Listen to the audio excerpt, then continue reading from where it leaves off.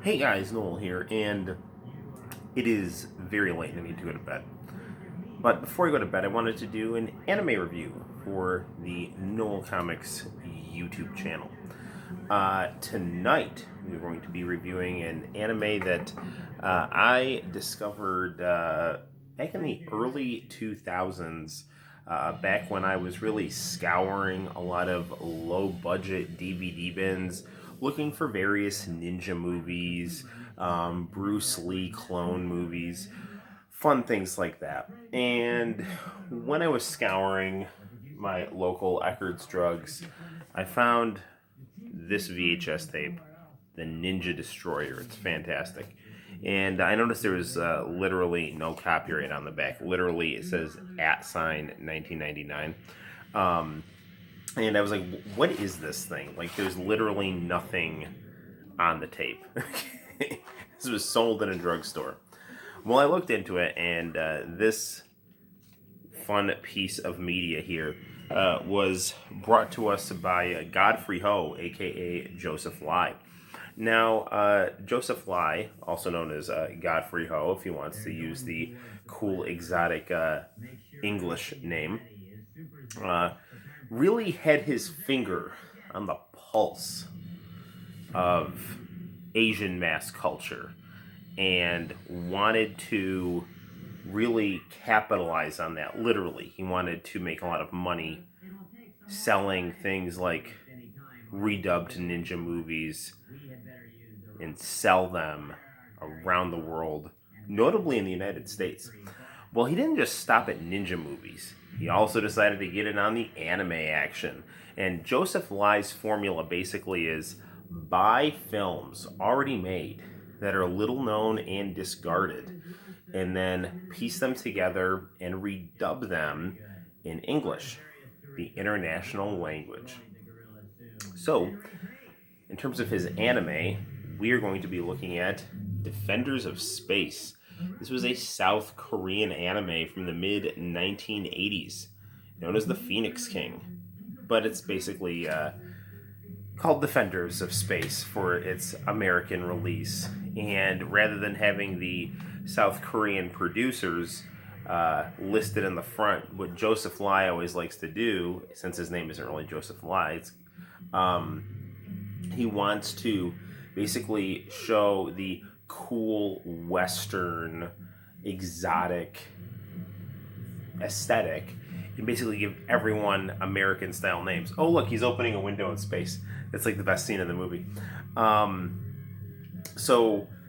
There's just a bunch of like random English names in the opening of this movie. But if you actually go look up this movie, it's called The Phoenix King. And in the mid 1980s, when anime was really blowing up in Japan, South Korea was not quite as free or vibrant as we know it now in terms of its politics and mass culture. But what it did do is it took a lot of Japanese anime and kind of redubbed and repackaged it and did its own thing with it, stole a lot of, or borrowed, or however you want to put it, a lot of character models and made their own animes. So in Defenders of Space, what we have is basically the white base from Gundam, Mazinger, Mechs, and Inferno from the Transformers, all being used as robots in this low budget space opera about teenagers who play baseball on Mars, and then their Earth colony home gets destroyed while they're playing baseball on Mars. They basically fight bad guys who look like. I'm trying to find. I have a blue guy from Macross. Can't find him here. Where are you? Oh well, whatever. No, he's right here. Yeah, yeah. The villains from Macross Robotech, the villains and Defenders of Space look just like these guys. And then they encounter them, find some surviving Earth gorillas. A lovable, nerdy professor tells the two main teenagers, Henry and his lady friend. Incidentally, everyone in this anime has just random Western names. Godfrey Ho is famous for having a ninja named Gordon, like the Ninja Gordon. Like that's literally like he had a recurring character in his movies called Gordon, who was a ninja. He was a white guy. He was phenomenal. Well, in this, the villain's name is Nick. So the evil emperor Nick. It's a bad dude. The lead freedom fighter's name is Fred, and the protagonist's name is Henry. So very very good stuff. Oh, you know the other thing that's cool about this is like he used this music in a lot of the ninja movies. So if you watch things like I don't know, like Ninja Assassin or things like that, like they'll have this song playing during like the ninja fights and things like that. In fact, to even go with that, I'm actually literally wearing a Kakashi shirt right here. This is, before the Naruto headbands, Godfrey Ho's ninjas just straight up had headbands that said ninja on them. It was fantastic. So anyway, the main characters here go to Earth to get the legendary Phoenix, who just so happens to be Inferno from the Transformers.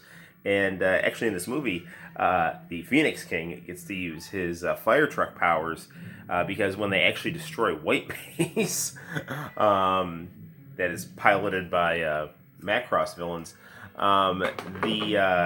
there's a massive fire on the colony, and then Phoenix King basically turns into a fire truck and drives around and puts the fire out. So, the animation and character design on this isn't bad. It's not stellar either. Definitely if you look at things like Hokuto no Ken or City Hunter or Dragon Ball or manga like JoJo's Bizarre Adventure or Gundam or even like Armored Trooper Votoms. Like I'm just trying to think of like, anime from the 80s. This definitely looks bland by comparison, but it's competent. It's competently drawn. Some of the animation is clearly on the low budget side. They definitely recycle some panels. If someone's falling, you'll kind of see like a skip and like the background will kind of scroll, but it's clearly the same picture. Once in a while, they'll forget to draw eyebrows or miscolor something. But, overall, it's not an ugly anime. It's just a very low budget anime by the standards that we're used to. This is one of those scenes where they're clearly using, no animation.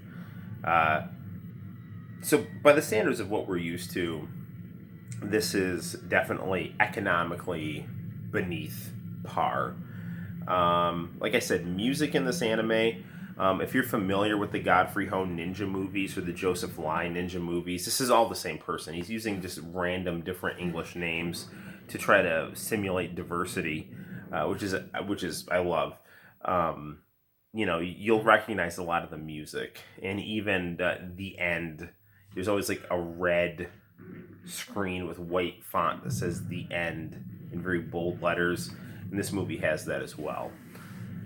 So, if you want to see this movie, it's literally public domain. I might actually upload this to the YouTube channel. I don't know.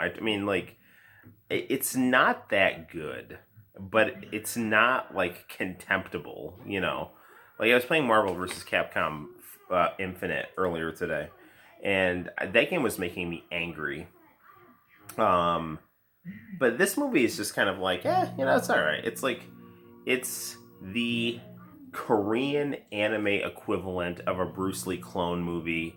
I've seen some really good Bruce Lee clone movies, and this movie is something that, especially back in the early mid 2000s, like around like 2007, 2005, like I used to have this anime on in the background a lot in my room, just because it was so weird, and I don't mean that necessarily in a bad way, but if you really want to see the origins of Korean anime being kind of crudely acted by just anyone that Joseph Lai could find that spoke English in a script that's, again, got some very random English in it that does make sense, kind of, but to a native English speaker doesn't make sense. So they'll say things like, "Get him, you have to kill him. He's coming, you must kill him now." You know, like, "Die, traitor, you know." You know, like, so, like, those kinds of things will be in this movie. But check it out. It's definitely worth seeing. And you can upload it to whatever you want because it's literally public domain. No one will claim this thing. I don't know if the fine people at like Digiview Entertainment or whoever produced this DVD will mind. And this does have a C with a circle around it, so you know it's approximately 75 minutes. I will read you the back of this DVD just to wrap things up. Nicholas, a hypocritical ruler of the Zinba Empire, wants to expand his territory. His plan is to turn the Earth into his own private colony. His detailed plan starts by cutting off all of Earth's defense force by destroying the city of... This says Orion. It's supposed to be Aurora. Anyway, meanwhile, a group of youngsters are spending their vacation on Mars. Incidentally, they're kind of jerks to each other. Not until they discover the destruction on Earth do they realize the danger they're in. They find Dr. Han and Fred in an underground cave. Dr. Han believes that somewhere on Earth there is the immortal bird called Phoenix King. And Phoenix King is a fire truck. He's said to be the guardian of the Earth, and only this mythical creature can defeat Nicholas. Therefore, the adventurers set off for the Phoenix's alleged home and the Earth's only hope. So, there it is. It's Defenders of Space. And, you know, they really should have used Go Lion right here. Go, go, go Lion. Alright, gang. Till next time, my name is Noel. I will see you in the very near future. I forgot to tell you, the Phoenix King has a weird fascist eagle on his chest. But there he is. He's right there. Anyway, guys, until next time, I'm Noel. I need to get to bed. And you should like and subscribe to my channel and comment because it's... I just, or don't, I don't care. I just would appreciate, you know, a little bit of up boost in the subscribers, but I'm content with what I have. Anyway, you take care, stay safe, stay healthy, and I will see you in the very near future. Watch lots of bizarre Korean anime. Bye-bye.